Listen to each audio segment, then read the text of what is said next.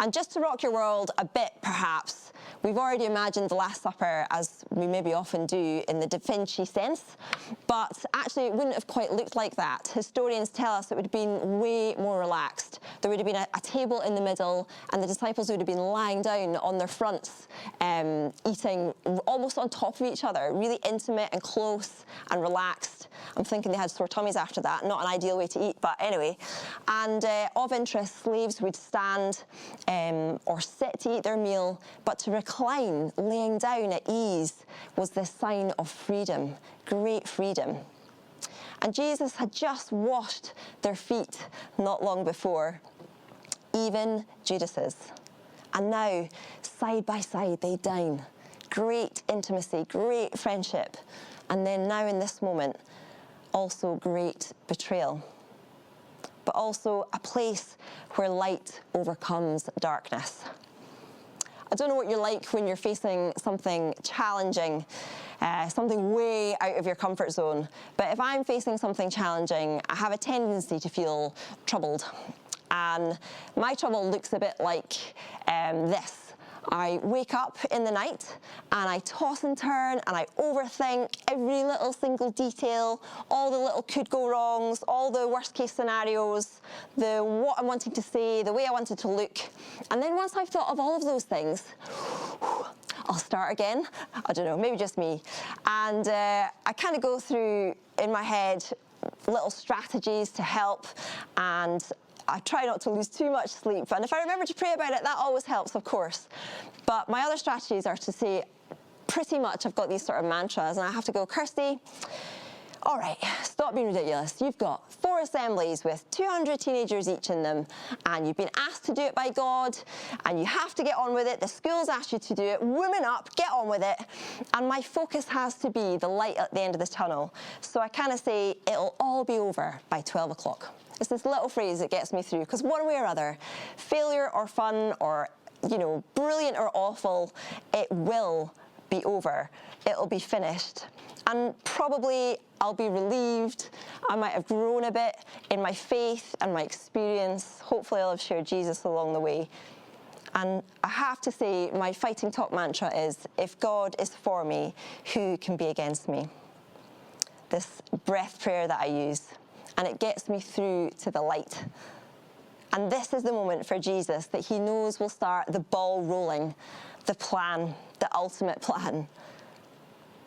And he's like, okay, Judas, I know what you've got to do.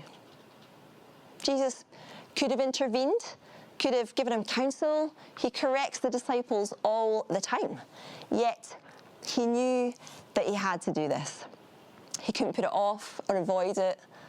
God was asking him to one way, and one way or another it would have happened, and soon it would be finished. Because although he feels like this is hard and horrible and troubling just now, he knew the bigger picture was going to get him to a place of victory. Judas can't see it. The devil doesn't see it. He reckons he's playing the winning card here, I think. But his Father had shown him, and he knew he had to face this darkness for the light to overcome it. It says, so Jesus told him, what are you about to do? Do quickly.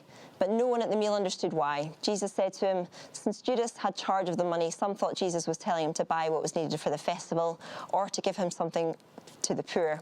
As soon as Judas had taken the bread, he went out, and it was night. 2 Corinthians 4:6 says, for God, who said, let there be light in the darkness, has made this light shine in our hearts so we could know the glory of God that is seen in the face of Jesus Christ. God said, let there be light, and there was light. And God saw that the light was good. From the 3rd verse of the Bible, light intervenes. And later in the Gospel of John, we learn that not only did God create literal light, but that he himself is symbolically light, that by which we see all things.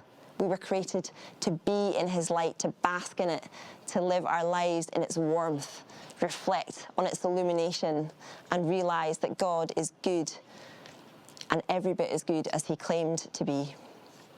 Light that provides, light that is powerful. After all, he just spoke, and there it was. Light.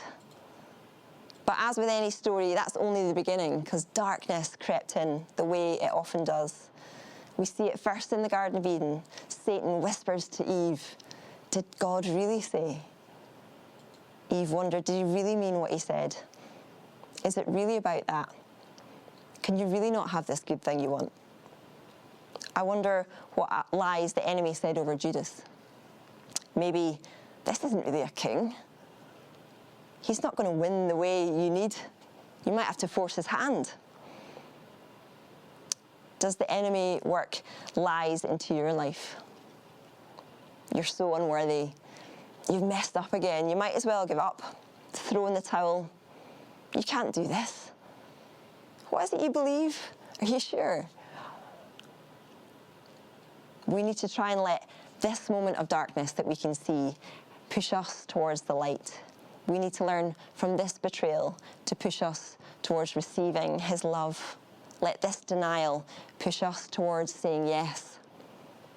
Let this love shown to us push us towards loving others. We have to push through the dark valleys to reach the light.